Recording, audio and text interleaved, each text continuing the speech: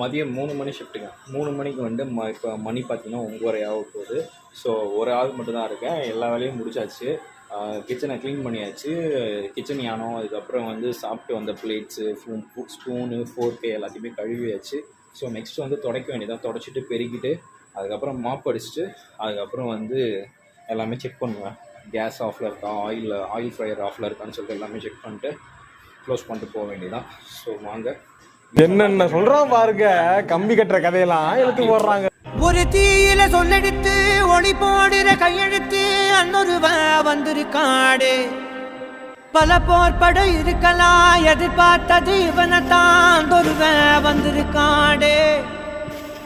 களமோ அவன் மூச்சரிய, மயிர்கால்களும் பூச்செரிய வச்சம் அவன் வந்திருக்காடு.